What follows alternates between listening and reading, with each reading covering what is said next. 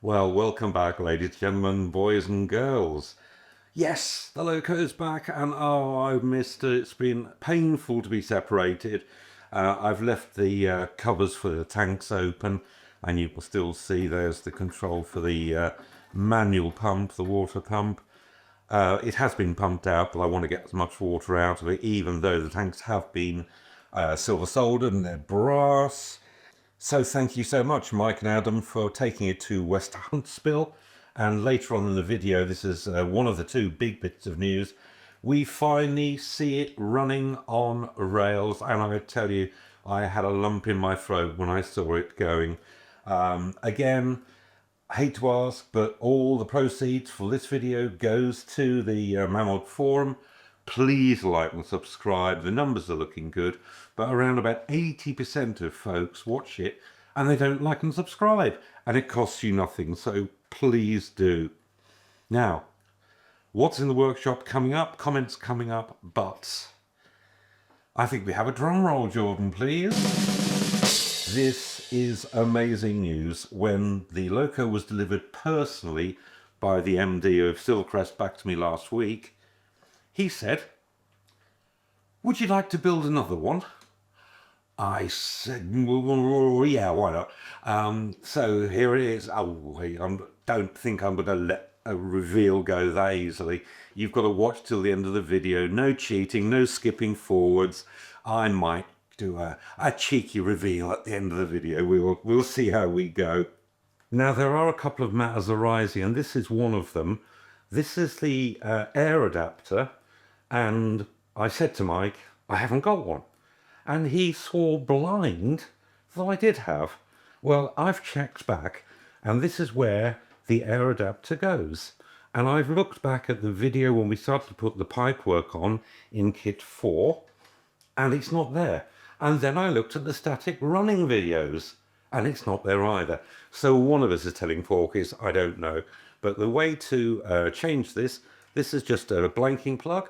You have an 11mm spanner, excuse fingers because you won't see a thing, and then I unscrew this without managing to drop it on the CAD floor, and then the adapter is a 13mm.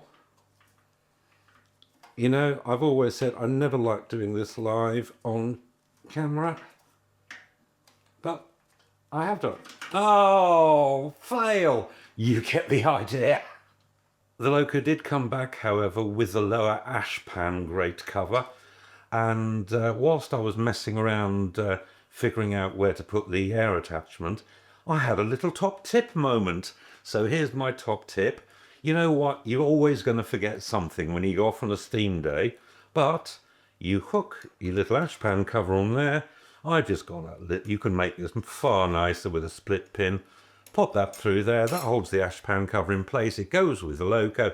You won't leave it behind. You can set the Loco on fire and everybody's happy. And there is a story, of course. I inquired as to whether the Loco survived, and the guys at Silver Crest said, well, we've had a bit of an issue. They set fire to my lovely wooden planking. Now look at this. That's real coal. They actually had to stop the test run where somebody ran off and got a fire extinguisher. So at least it proves it's been steamed. Now there has been a comment, I can see if I can find it, about you must weather it. And I did say at the time, I think by the time it's been used, it will naturally weather well. You can see there's real coal dust and burn marks there. A bit of provenance. And in case you were in any doubt or thought I was pulling your leg, look at the state of that. Yuck! I can attest to the fact that this really has been steamed. 3 items for what's in the workshop this week, and this is the first one from Temu, and it's a small vacuum cleaner. It's USB chargeable, and you get a vacuum attachment there. So that's the end that sucks, and you have a little HEPA filter, but you also have this end that blows. And here we go, let's see if it works.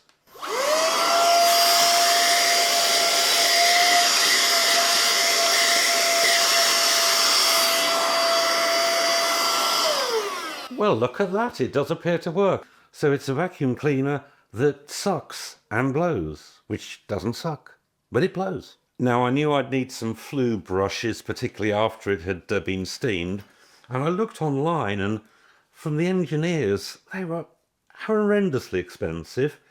But I got this from Amazon on this occasion, and this is a rifle cleaning kit, and you've got 1, 2, 3, 4, 5, 6, 7, 8. There are 10 bristles.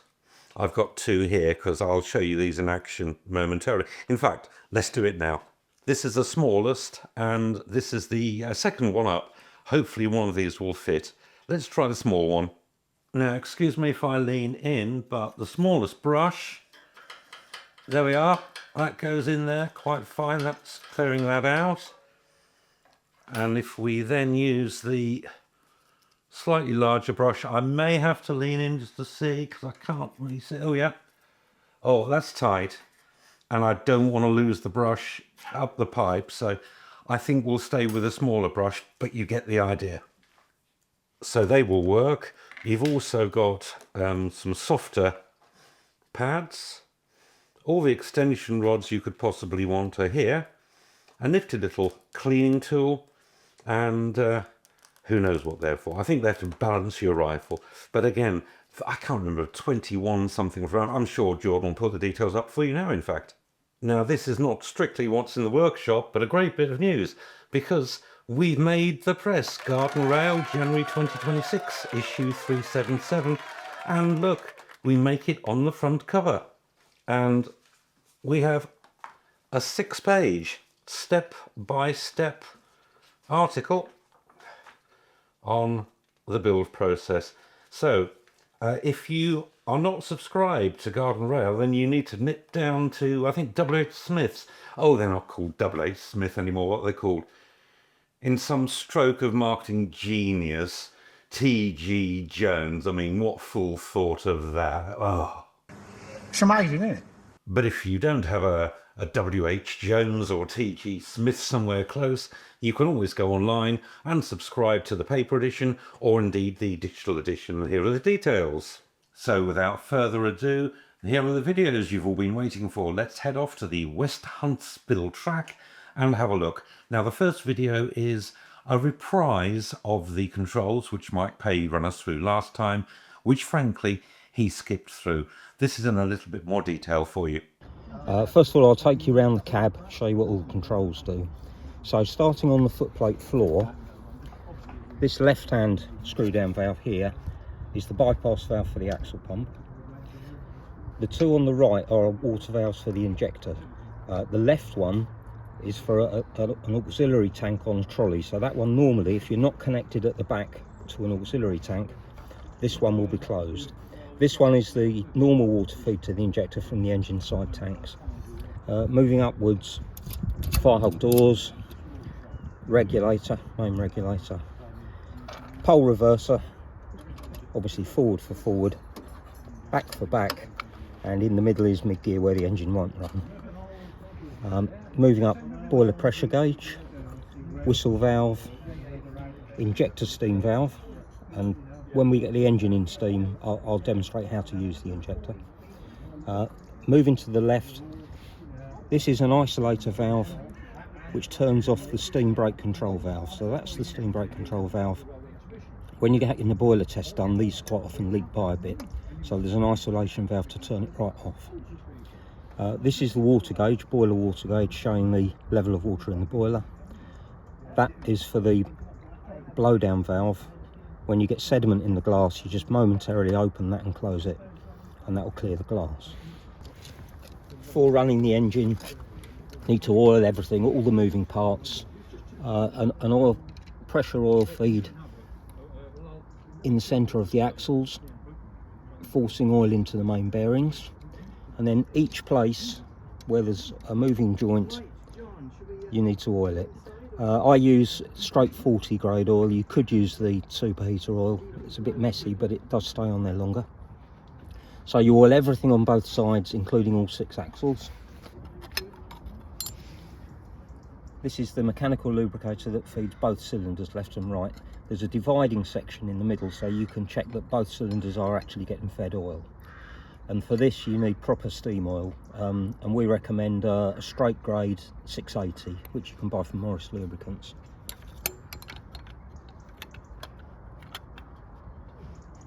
Now, in those initial static run tests from a couple of weeks ago, I did have a couple of comments, and they're worth putting up on screen now. SteamNut84, this is the same very kind gentleman who sent me a video of the timing, because I mentioned that I wasn't totally happy with how smooth the running gear was moving, and he said, I think you're right, it's not as smooth as it should be, seems to jerk. So he's picking up on that, and clearly he knows what he's talking about. But other people had different opinions. Basildon Trailblazer said he thinks it was all right, and it may be smoother when it's running in, and at the moment it's not under load. And Stuart says, having seen other Loco testing videos on running roads, they usually are a bit lumpy, again because you don't have a Loco's momentum. Well, we're about to find out, because now we're actually going to put it for the first time on rails. To light the fire, you can't just light the coal. You need to start the coal with some charcoal soaked paraffin. It's just ordinary barbecue charcoal, smashed up quite small. And you need to fill the firebox with about 2 good handfuls of charcoal soaked in paraffin. And then on the front of the engine, on the chimney, because there's no natural draft through a small boiler, we've got a suction fan here, just driven off a motorbike battery, 12-volt fan, and this will pull the air through the fire until the fire's hot enough and we've boiled the water in the boiler and we've got some steam to work its own blower. Right, so I've lit the fire, charcoal's burning, we'll leave that just for a couple of minutes and then we'll add some coal, and then just slowly add more coal and more coal until the fire's bright and the pressure starts to rise.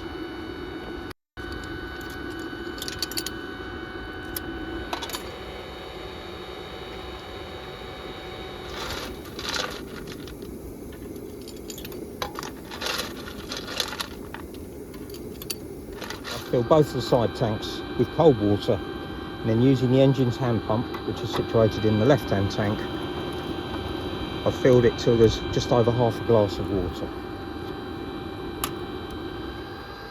There's about 4 or 5 minutes have elapsed since I lit the fire. I've been feeding coal. We've got a nice bright coal fire in there now, and the pressure's just starting to rise. So in about another 3 or 4 minutes, once we get to 30 pounds, I'll take the electric blower off and we'll use the locomotive steam blower. Right, we're good to go.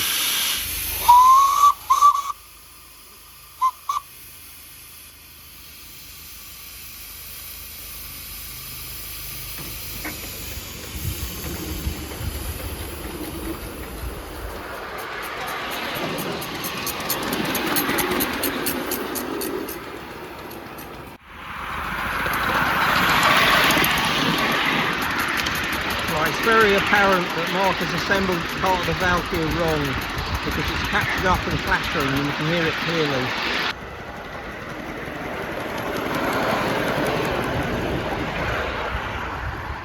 But other than that, it's absolutely fine. The valve timing's slightly out, that could be fine tuned. Apart from that, it runs perfectly well.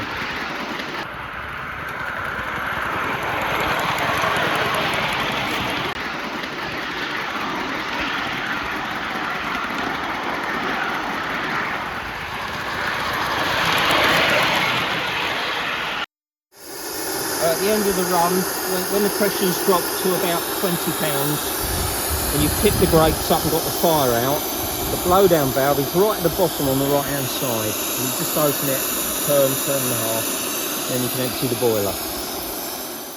So does that really conclude the series? Well, I kind of think it does, but there is some amazing news. I told you at the beginning, we have some stop press. Silver Crest are presenting us with their next kit, which is the Class 1300 Great Western pannier tank.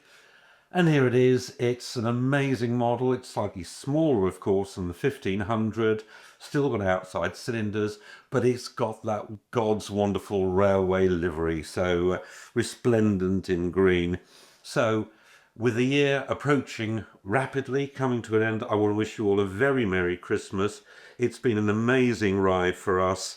113,000 subscribers. Our most popular video, I think, was the unboxing video with over 26,000 views. So many comments, and I have managed to keep true to my promise, and I've answered every single one.